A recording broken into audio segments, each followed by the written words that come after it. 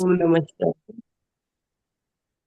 ॐ सदाशिवसमारम्भाम् शङ्कराचार्यमध्यमाम् सदाशिवसमारम्भाम् अस्मदाचार्यपर्यन्ताम् वन्दे गुरुपरम्परा ॐ सहना भवतु भवतु सहनौ सहनौ भुनक्तु भुनक्तु सह वीर्यं वीर्यङ्करवावहै तेजस्विनावधीतमद्विषावहै तेजस्विनावधीतमद्विषावहै ॐ ॐ शान्ति शान्ति शान्ति शान्ति शान्तिः Om Tat Sat, Om Namah Shivaya. ॐ Morning, तत्सत् everybody. ॐ तत्सत् ॐ नमः शिवाय. Good morning. Okay, so we were on the first Anuvaka of the Brahmananda Valley, the second chapter of Taitriya Upanishad. And we were looking at the third Vakyam, Satyam, Jnanam, Anantam, Brahma. Right? We had finished with the Satyam part of it. Now we're looking at Jnanam Brahma, and we were discussing how the word jnanam is derived. And I had said that there are four possibilities. The kartra vyutpatti, the karma vyutpatti, the karana vyutpatti, and the bhava vyutpatti. So I am not repeating.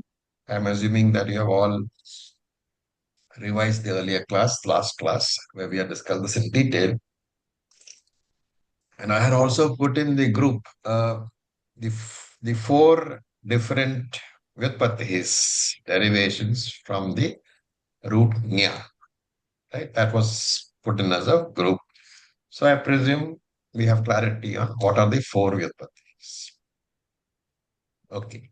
Then what is the discussion now? Shankara says we have to examine this jnana in the sentence Satyam Jnanam Anantam Brahma, the word jnanam, which of these vyutpattis it falls under, which of these derivation it falls under. Right? And Shankara says that it is bhava vyutpatti. And if you remember what we were saying, bhava vyutpatti is the process. In this case, it is jnana, the process of knowing. Now, the process of knowing, we know the way that jnanam takes place, the epistemology of jnanam in the Shastras, there is something called vritti jnana, right? So the process, bhava vyutpatti, is talking about vritti jnanam. But vritti is what? Anatma, right? Vritti is the thought. The thought is part of the mind, the function of the mind. The mind itself is anatma. Therefore, the vritti is also anatma, right? And therefore, if you look at the word vritti jnanam, I mean, if you take this word jnanam, and since Shankara says it is bhava vyutpatti, the process of knowing, it is possible that we will associate with it with the epistemology of knowing and say this is the thought in the mind, the vritti jnanam. But the vritti jnanam is very much anatma is very much finite, anityam, right? Therefore, to remove the idea that Brahman is finite, Brahman is anityam, what does Shruti do? Shruti introduces the word anantam. So jnanam, anantam, Brahman. The moment you say anantam, anantam means infinite. And therefore, to remove the misconception that vritti jnanam is finite, that jnanam is finite, gives the word anantam. So not to be taken as vritti jnanam. It is taken as ananta jnanam, limitless knowledge. Limitless knowledge is what? Nothing but consciousness alone. Now, this additional complication here. Vritti jnanam, when you say, we also imply the presence of another type of jnana. What is that? Swarupa Jnana. Right. So when you look at these two words, Vritti Jnanam and Swarupa Jnanam, one is the Vachyartha and one is the Lakshyartha. If you take Jnanam as the Vachyartha, it becomes Vritti Jnanam, which is a thought in the mind. But if you take the word as Lakshyartha, if you take Jnanam and look for the Lakshyartha of Jnanam, what is it referring to? The consciousness principle. The consciousness principle itself. It's referring to the OC because of which the mind is able to function. And therefore, when you look at the word Jnanam here, we should understand that we are not looking at Vachyartha, we're looking at Lakshyartha. Lakshyartha of the word Jnanam is the original conscious, the OC, because of which the mind is able to function.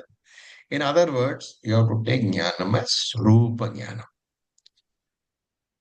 And how do we explain? Shankara explains in his Bhashya. He says, remember that original consciousness can never reveal anything directly. To reveal anything, the OC requires what? The reflecting medium. OC requires, see, the knowledge revealing. You have to connect immediately to what? Vritti Jnana. Reflecting medium. Vritti Jnana. When you say, I know the rose, I'm Mind. seeing a rose in front of me, you are indirectly saying that the rose thought is there in my mind. Is it not? The rose thought in your mind, that vritti pervaded by the RC, is what we call knowledge. I hope this is clear. We've discussed this any amount of times. The mind, the thought in the mind flows out through the eyes and envelops the object in front of you. That is the, what is it called? Vritti Vyapti.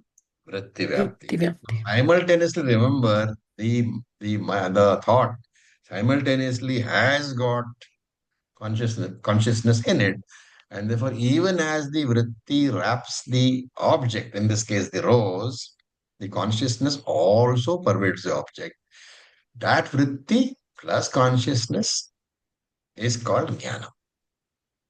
And therefore, whenever you say OC reveals something, you remember that the OC requires the vritti.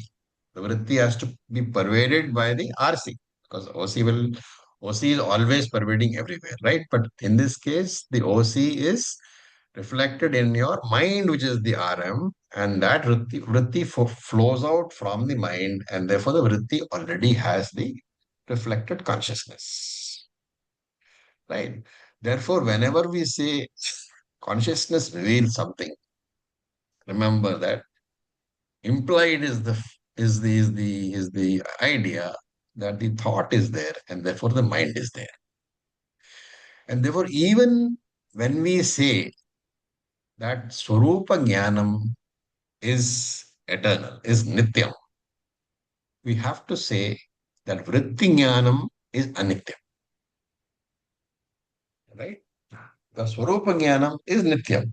The Lakshyartha of the word Jnanam is Nityam. But the Vachyartha of the word Jnanam is vritti jnanam, and therefore anityam, where the mind or the buddhi serves as the reflecting medium for the consciousness to reveal something. Right? So the mind goes out through the eyes or the indriyas, contacts the sense objects, and that is called vritti parinamaha, the thought modification.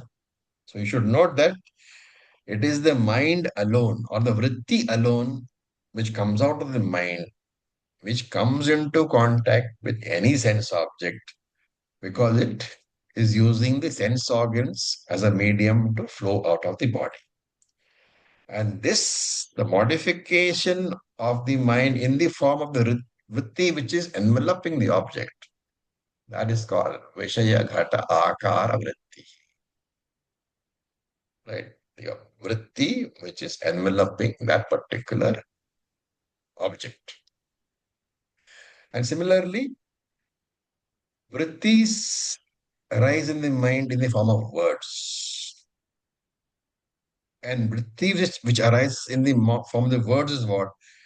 It gives you the knowledge of the object. So vritti is also called avabhasa because it reveals the object using the reflected consciousness present in that vritti. Right? The pot, for example, is an object of the pot vritti. Right? The pot is the object of the pot vritti, the pot thought. Now you have to ask, this pot thought, what is it the object of? So two important points. The pot is the object of the pot thought, the pot vritti, ghata vritti. Now ghata vritti is object of what? The mind. No, vritti is part of the mind. It is a mind which flows out through the sense organs and is called the vritti. Sakshi Chaitanyam. Sakshi Chaitanyam. Very good. Now the Sakshi Chaitanyam is what? What is the definition of Sakshi Chaitanyam? That a consciousness which we can recognize in the Antakaran, that is Sakshi. Okay. To put it in other words, that consciousness which is as if enclosed in the mind is Sakshi Chaitanya. Okay. Therefore, the mind is the object of Sakshi Chaitanya. So, pot thought, the pot vritti is an object of Sakshi Chaitanya. And remember one more thing, that even as the vritti comes, even as the thoughts arise, they are pervaded by consciousness. There is no, though for explanation, we give a sequence. Really speaking, the arising of the thought and the pervading of the thought by the RC is the same. So it's a very important point being made here. The vritti will always have Chidabhasa. The thought will always have RC. Okay, so far is it clear? This is only the runway. Okay, I'm coming up to the actual takeoff. I hope so far it is clear. Ji. Okay. Now, Shankara says, vritti jnanam, the process we just described of the thought flowing out through the sense organs, enveloping the rose, the consciousness in the thought pervading the rose, and the consequent modification in the mind, which is called jnanam. This is a karma. This is a process. Right? And he says that karma must always belong to someone. Do you agree? Yes. Just as when you say, I am drinking, who have you to connect the drinking to? To myself. To myself, the drinker. If you say, I am walking, the process of walking has to be connected to the walker. And therefore, if you say vritti jnanam is the process of knowing, Shankara says, can the knowing process belong to the Atma? The process is what? Process is, we just described. The mind flows No, the out. process cannot belong to Atma. Why? The process will be limited, will have a beginning and an end. And how can something infinite be associated with Okay, Atma? so the process Something consists. finite. process consists of the thought flowing out through the eyes, in this case, going on enveloping the rose, and the modification of the mind. Everything is what? Mind alone. And therefore, the process is the vritti jnanam process, the process of knowing. It cannot belong to the Atma, it belongs to Pramata. And now remember, when we are talking about Atma here, see, there's one fine distinction we need to make. In all these discussions, when you talk about Atma, knowledge, etc., it is the Sakshi Chaitanyam we are talking about, not OC. It's a very fine line of distinction. So far, we have not been making that distinction. But remember that when you say that this mind is illumined by my consciousness, by me, the consciousness, it is not UOC, it is the Sakshi, the mind enclosed consciousness, which alone you are aware of. You are not aware of yourself as the all-pervading Atma. You have been told that, you know that because Shastram says it, you believe that. But the awareness which you have in your mind is of the consciousness which is enclosed in your mind, which is Sakshi, which is revealed in your mind, which you can recognize in your mind, which is Sakshi. Okay. So therefore, Shankara says, don't make the mistake of saying that the jnanam process, the vritti jnanam process belongs to the Atma. And he points out that this is the exact mistake which is made by most other darshanas. Most other schools of thought, they take the knowledge process as belonging to Atma. And therefore, remember that whenever you use the term vritti jnanam, there is always the one who has the vritti jnanam, the one who possesses the vritti jnanam. Therefore, there is a possessor of the vritti jnanam and there is the vritti jnanam itself. There is always duality. So whenever you say vritti jnanam, there is duality. But when you say swarupa jnanam is identical with Atma. There is no second thing. And therefore, when you are saying that this jnanam is swarupa jnanam, there is no duality which is being implied. And satyam jnanam anantam, they are words revealing Brahman. Many people make the mistake of saying that these are adjectives for Brahman. Right? What is the problem? Okay, let's ask another question. We always say fire is hot.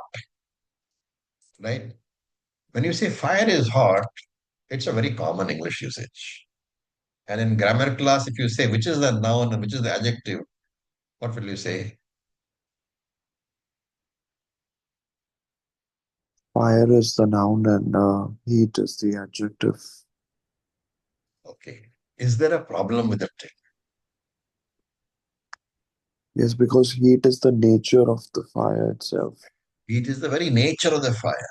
You don't have to say that fire is hot. It is not a guna. And therefore, if you say Satyam Jnanam Anantam is the adjective, then you are saying that Brahman is with gunas, but Brahman is nirguna. Therefore, Shankara says very clearly that you must understand that there is no noun adjective relationships. In these words, Satyam Jnanam Anantam Brahma, do not take Satyam Brahma, Jnanam Brahma, Anantam Brahma as adjectives for Brahma. They are only revealing the nature of Brahma. There is no attribute, there is no adjective. Brahman is nirguna. So that is the first answer. What was the second question? How should I know Brahman? And so here we go to the next sentence. It says, Yo Veda Nihitam Guhaya Parame Vyoman. So, Nihitam means Sthitam, available. Guhayam means Buddhihi Guha, the cave of the Buddhi. Okay, Shankara's explanation is very beautiful. Nihitam is thitam. Guhayam means within the guha, within the cave of the buddhi, of the intellect. And buddhi is called cave for two reasons. Brahman is hidden inside, right? That is one reason. And because we have ajnanam, the buddhi is dark because of the ajnana. And Shankara says we should know also what the etymology of the word guha is. So he says guhate. Guhate means to hide. So guha is a place where something is hidden. And what is hidden? So we said Brahman, but Shankara is more specific. He says Jnanam, Jnayam, Gyatr. What is that? When you take these three words together. The triputi of the knower, the knowledge, and that which is to be known. Okay. How would you interpret it? That is a strict grammatical meaning. How will you interpret this statement? That it hides the triputi.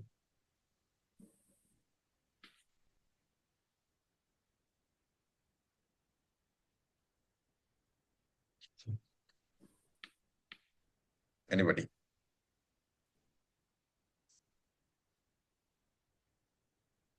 Remember that the entire universe, to reveal the universe itself, the triputi is needed.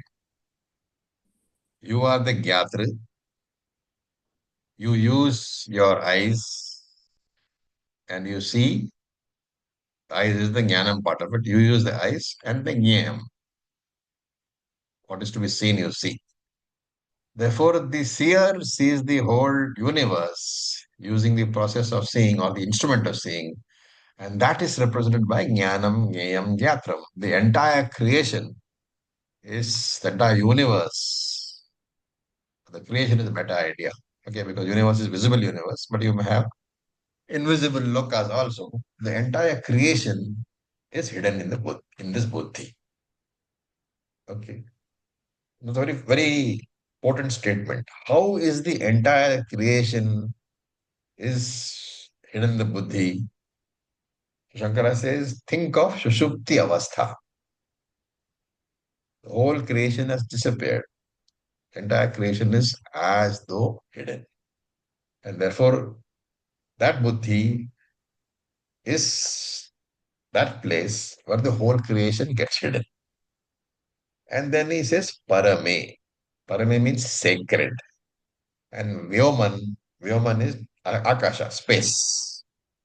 Yo Vedaha, that in that sacred space, Parame Vyoman, you must recognize that buddhi, using that, in that buddhi, which is the sacred space, you must recognize the that Brahman, which is not different from the whole world.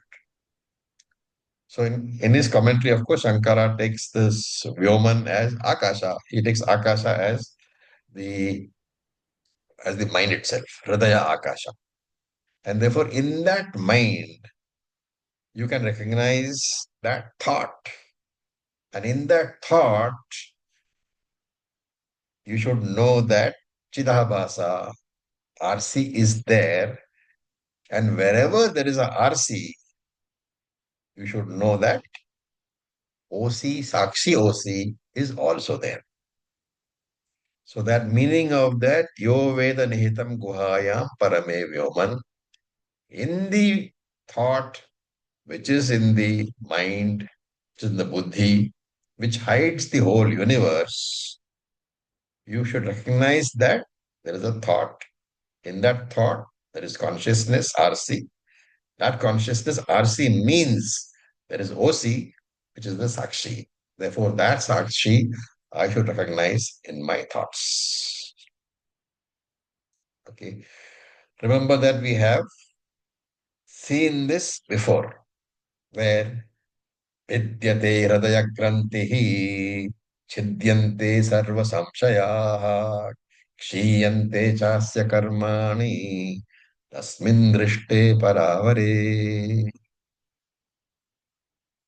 Where was that? Long ago. Mundaka Upanishad. Yeah. Was it? Yes. Okay. Then Yes. Angushtamatra Purushaha Antaratma Sada Jananam Hridaya Sannivishtaha. Where was that? Angushtamatram was in Katho. Katho Upanishad. Yes. Katho Upanishad. Okay, the second chapter, third section or something. So there it says, Angushta Matraha Purushaha. That Brahman, that Atma, which is Angushta Matraha, which is the size of your thumb. Sada Jananam Hridaye Sannivishtaha. Should be always known in the heart, in the space of the heart. Okay. These are what they call sub-commentators giving these Shruti Vakyam to tell you that Shankara's interpretation that Brahman should be recognized in the mind is correct. Because this is Shruti. Shankara gives the interpretation, but Shruti itself says this. And therefore, the question will be, Shruti says that Brahman is all pervading, right? So, why does then Shruti say, when Shruti says Sarva Vyap, Brahman is all pervading, why does Shruti say, recognize that Brahman in your heart? Why does it not say, recognize it in my nose, for example?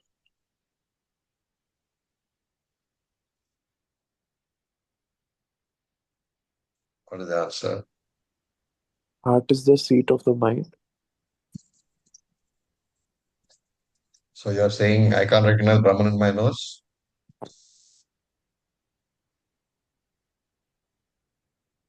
Actually, you can, because there's a thought.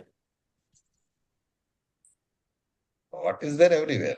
But can you say that Brahman can be recognized in my nose?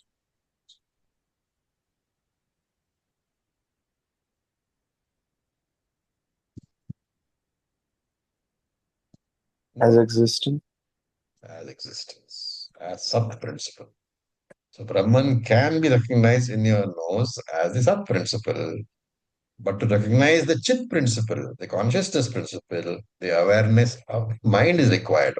And that is why when you say, I know that Brahman is there in my mind, you are saying that I know that the Chit, the consciousness aspect of Brahman, can be recognized only in my mind.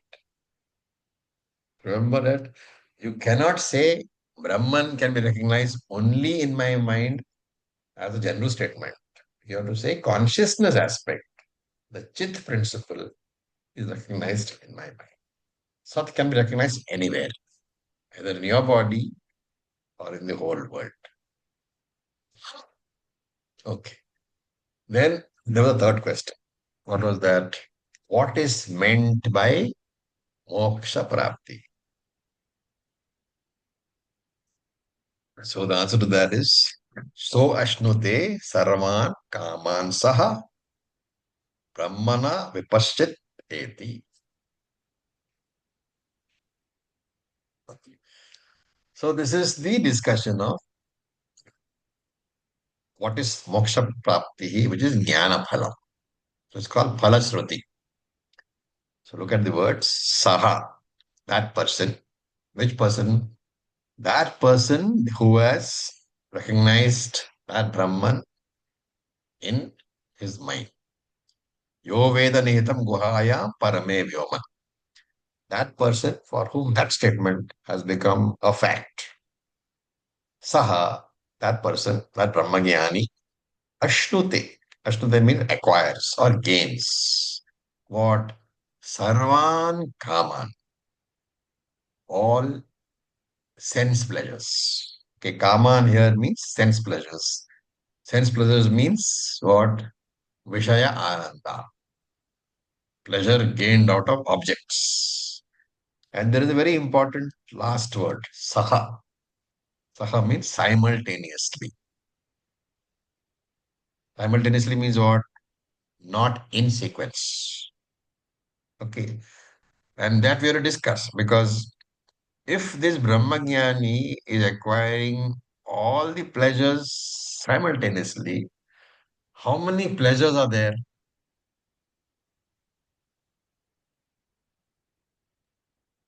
Infinite. Infinite. And does it mean that he can have the pleasure of eating a rasagulla and a gulab jamun simultaneously? Or a milkshake and an ice cream and a gulab jamun and a hot paratha all simultaneously? No. So what does it mean? Saha. So these are nitpickings which you got to do. Advanced Vedanta. You do all Mm. these nitpickings. What He does it knows mean? that he knows the Sara of everything is eventually Brahman itself. Knowing it as all pervading, it's nothing but himself. Let's look at a more, you know, you're right. Ultimately, you're right. So basically, you have to say that all pleasures, all Vishayananda basically, is what reflected Ananda. Because Vishayananda means the Brahmananda, the Ananda principle of Brahman, which is experienced because it is reflected in a reflecting medium, which can be either the rasagulla or the ice cream or the milkshake, right? So all pleasures, Brahmanaha, all pleasures are gained in the form of Brahmananda. And Brahmananda means infinite Ananda, right? Therefore, the fulfillment of all Vishayananda is taken as being fulfilled because you've got Brahma Jnanam. Why? Because in that Brahma Jnanam, the, the, the pleasure of knowing that I am Brahman, I'm the infinite Brahman, is so much that you don't crave for any finite pleasures. Therefore, there is freedom from running after finite pleasures, after sense pleasures. And that is why he says that everything, all pleasures are already gained because of gaining of Brahmana. Acharya, can we say like these are all like small wells for him, a rasagulla, a gulab jamun, because he has got that Brahmananda. So for him, these are like small uh, water bodies instead of the whole. It's one other way of saying that, you know, for example, let us say that you got a bottle of sweet syrup, okay? And that sweet syrup you are going to pour on various objects to make them sweet. So if you have this sweet syrup bottle, you need the objects again,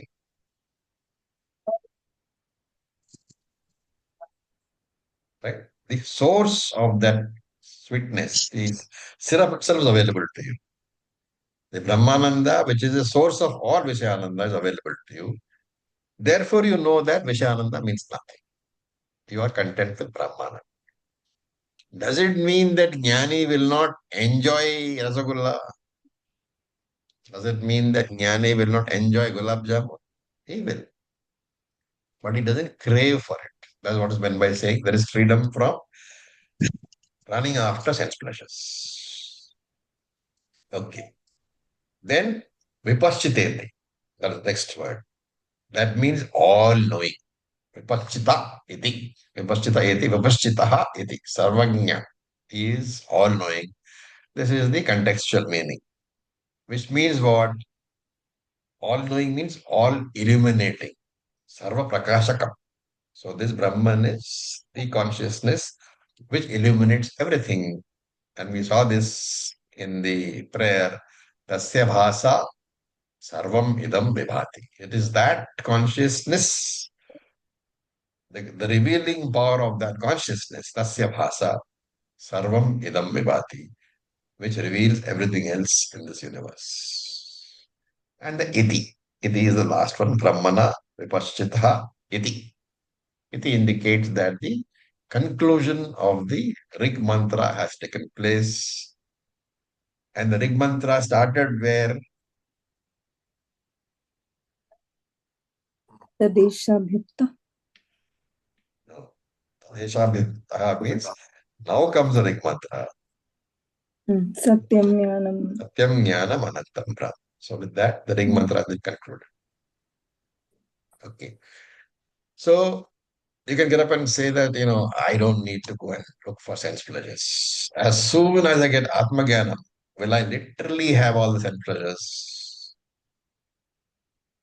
So in Shankara Bhashyam, in his commentary, Shankara introduces a Purva Pakshi. That Purva Pakshi says, does this Jnani, because of his Jnana, enjoy all worldly pleasures like, wife, sons, position, Swarga, in sequence, one after the other? Or does he enjoy it together?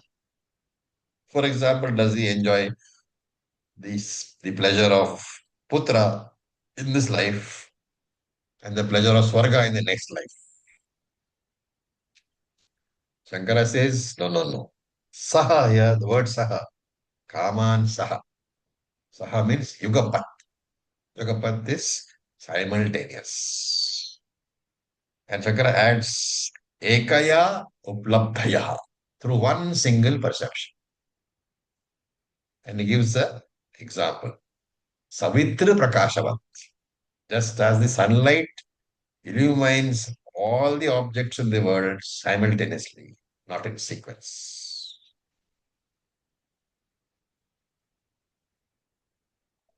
Okay, so Shankara is saying that you have to understand Saha as simultaneous. How should you understand? So you have to bring in all the knowledge that you have, right? So there are multiple jivas in multiple lives, and each jiva can enjoy a number of sense objects in his life. Some experiences there of some subject. But a jiva can enjoy sense objects with the assistance of what? Sense organs and mind. And since sense organs and mind can be employed in succession only, the jiva can enjoy sense pleasures only in sequence. Right? Now, so there are multiple jivas, there are multiple sense organs, there are multiple minds, and they are all enjoying multiple number of sense objects. This is the background. This is the picture we have to keep in mind. Millions, infinite number of jivas, infinite number of indriya sense organs, infinite number of minds, infinite number of sense objects. So all these infinite jivas are enjoying infinite sense objects. But all the jivas, all the chidabhasa of all the jivas are possible only because of one OC. All the multiple RCs are nothing but one OC, Brahman, being reflected in multiple reflecting mediums. And the Jnani recognizes what? That he is not the RC either in his body or in the bodies of other Jivas. But the RC, the Jnani knows, he recognizes that he is the OC which is being reflected in all the other bodies. And therefore it is said that Sarvan Kaman Saha Ashnute. All the sense organs, the Jnani enjoys all the pleasures simultaneously. We have to remember that when a jiva experiences pleasure, every experience requires an individual vritti. Experience is nothing but the vritti in this. When you say, I am enjoying ice cream, you are saying that I have I like ice cream Vritti. When you say I am enjoying milkshake, you are saying I like milkshake Vritti. And therefore, these can take place only in sequence.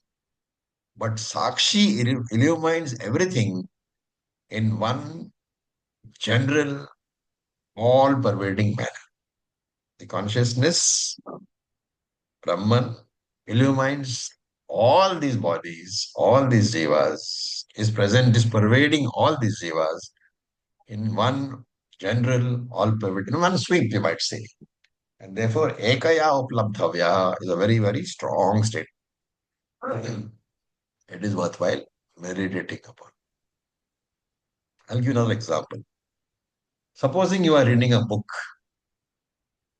right? What are the things present? The light, the book, or the pages of the book, and your eyes. Correct? Yes. Now, what is the difference between what the light is revealing and what your eyes are revealing to you?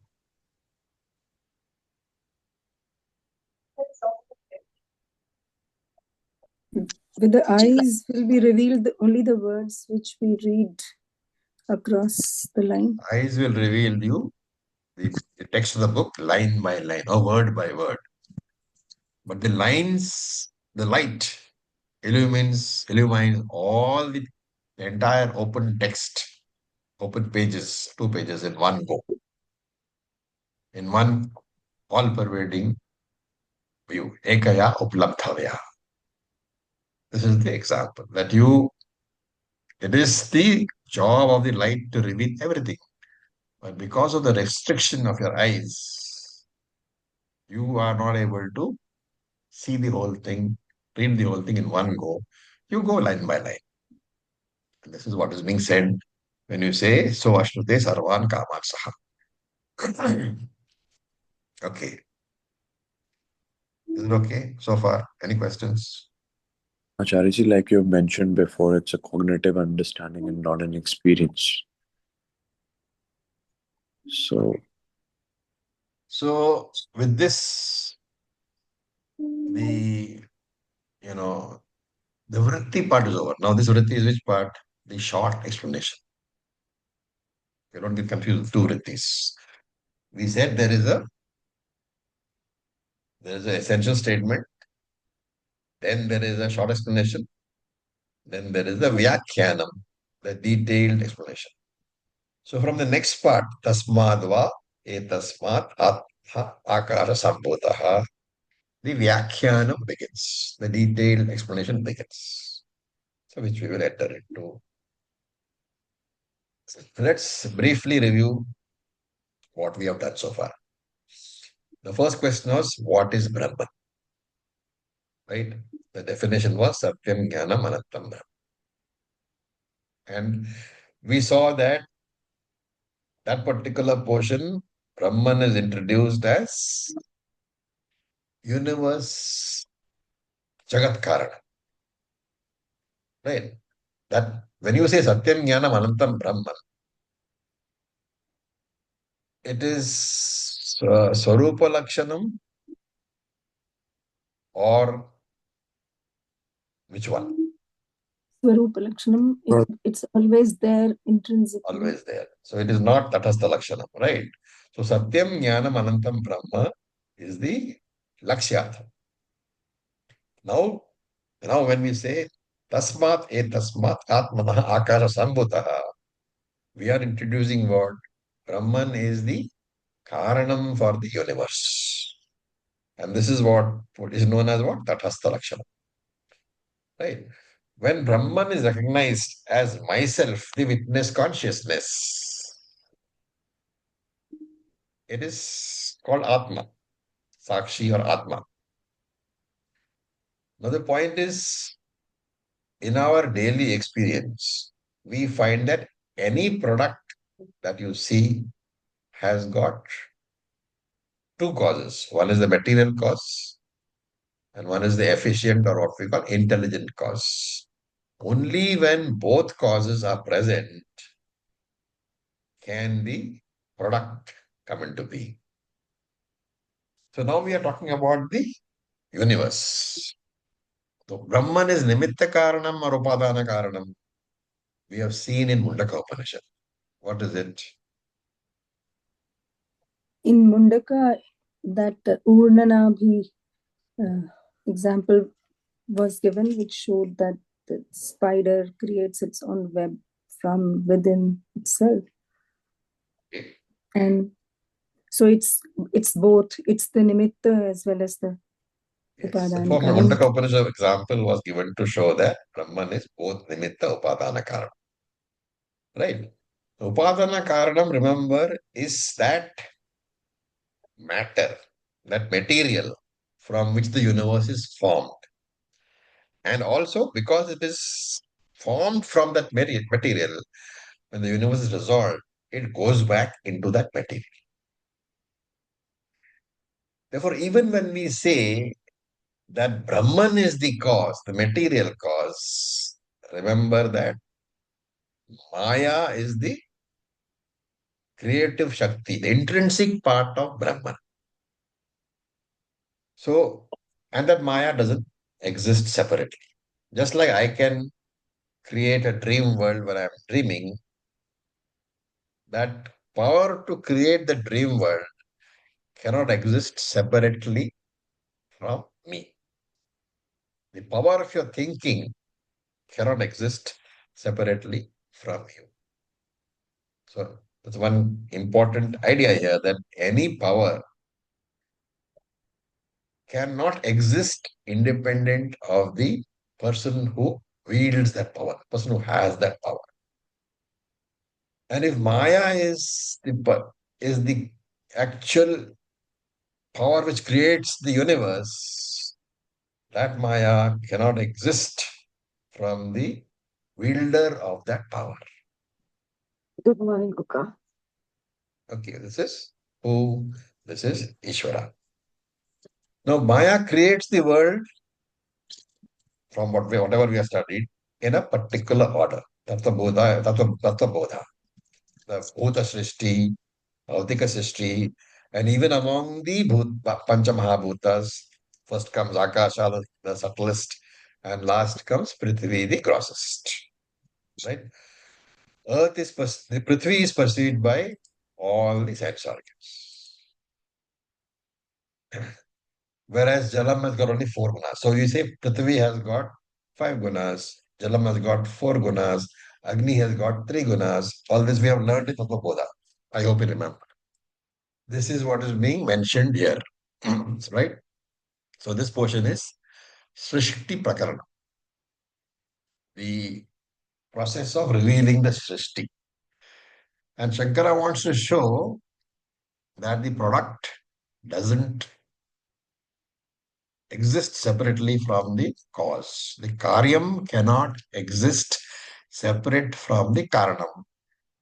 And therefore, Brahman is presented as Jagat Karanam, the cause for the very universe, which we call Tatastha Lakshanam.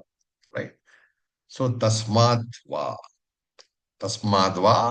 Etasmat, Atmanaha, Akashaha, Sambhutaha.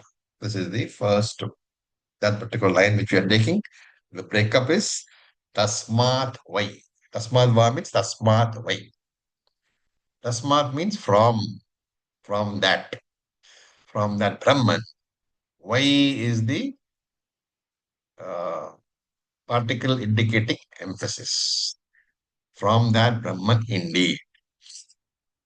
Okay, now if you look at it, there are 2 pronouns. One is Tasmat and one is E Tasmat. So grammatically, Tasmat means that. E Tasmat means this. So Tasmad Vai E Tasmat. 2 pronouns are being used.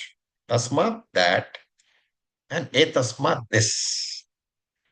So 2 things are being revealed by the use of 2 pronouns.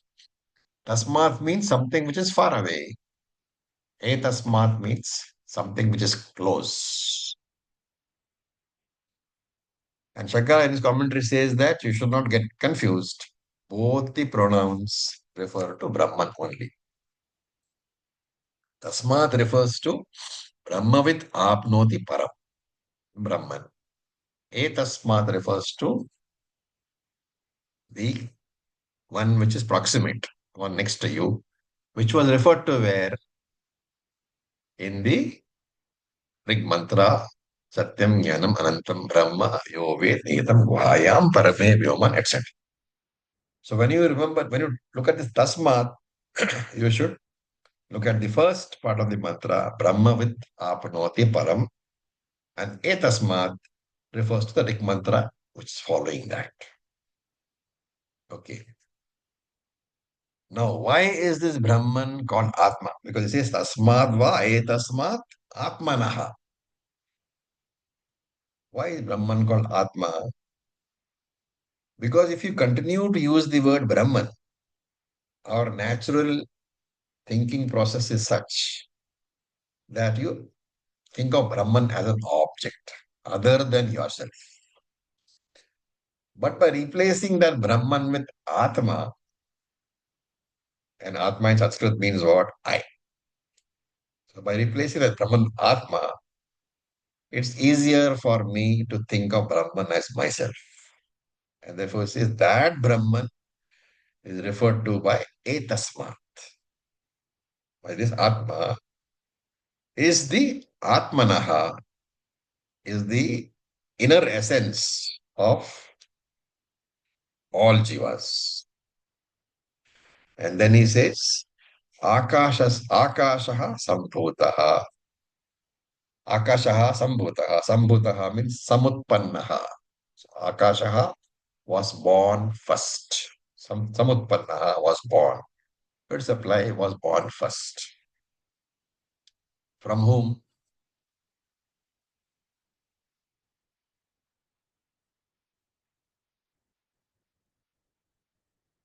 Akasha was born from whom? Avyaktamaya. Avyaktamaya Sahit Brahman Ishvara. Yes. Don't say Avyakta Maya because Avyakta Maya is inert, Jadam, from Ishvara. Maya Sahita Brahman. Right? So Akasha was first born. Therefore, it is the first product, the Karyam. And if you remember Tattva, what is the guna for Akasha? Shabda. Shabda. Right? Now remember that here Panchamahabhutani are being mentioned, but we should be careful making a note. These are before Panchikarana. Tanmatra. Sukshma Pancha Mahabhutani. Okay. And in his commentary, Shankara, of course, the mantra doesn't say that. But in his commentary, Shankara wants us to remember Tattva. So he says, Akasho Nama Shabda Gunaha. He says, Sukshma space has the guna of Shabda, of sound. That sound is, remember, in Avyakta Avastha. Right? And therefore, if you want to manifest it, there has to be some trigger.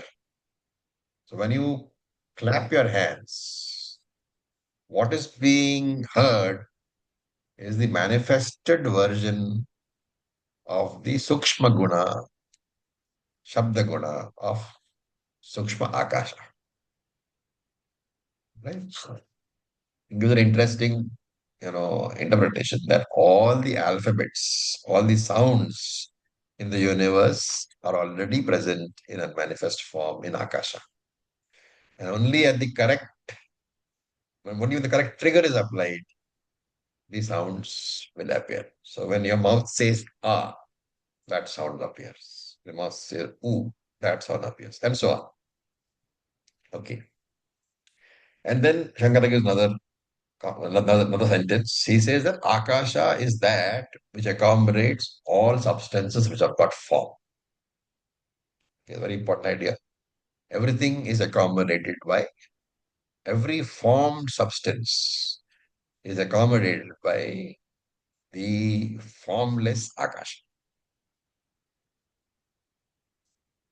Okay. Now, this discussion on Akasha is completed. The question is, therefore, Akasha is very, very subtle. But remember that Brahman, which is Nirguna, is more subtle. Okay. Now, where is the location of Atma? Because Atma was there before Akasha. You see what I'm getting at?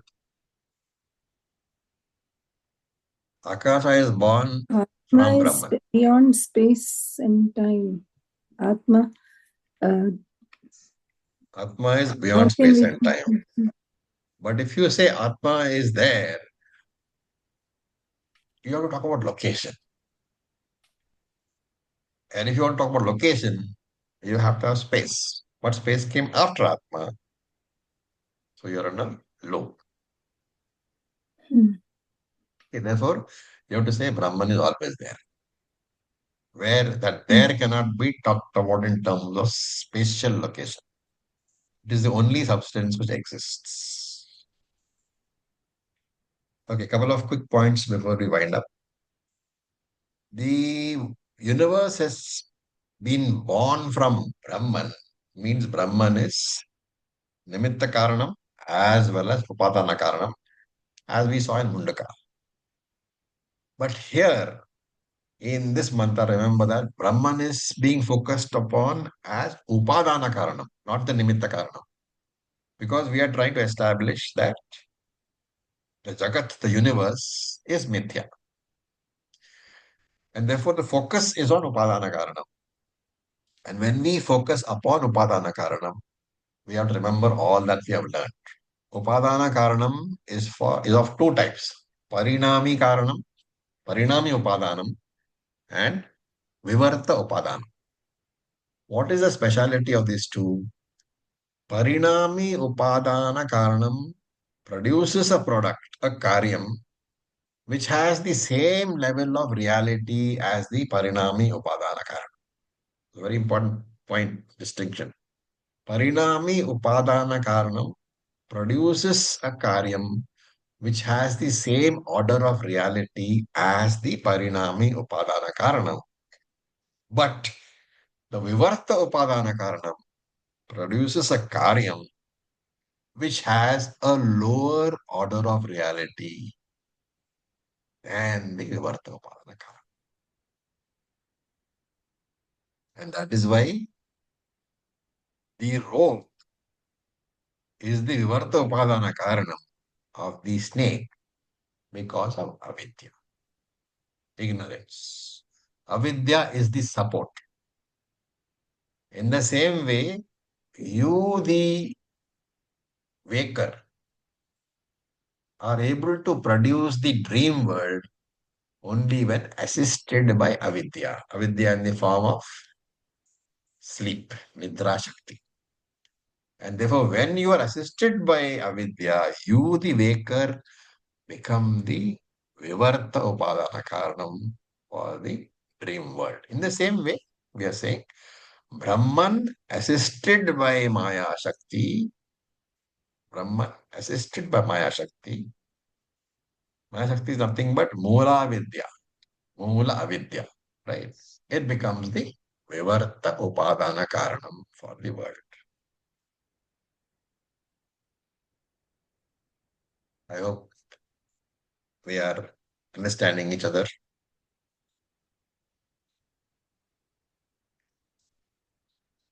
Any questions? Charge. Okay, so with this we'll stop for today. And the next class will take up the next element, Vayu. So if you are not grasping this business about Brahman assisted by Maya Shakti becomes Vivarta Upadana Karanam, please go back for the last 10 minutes of this class.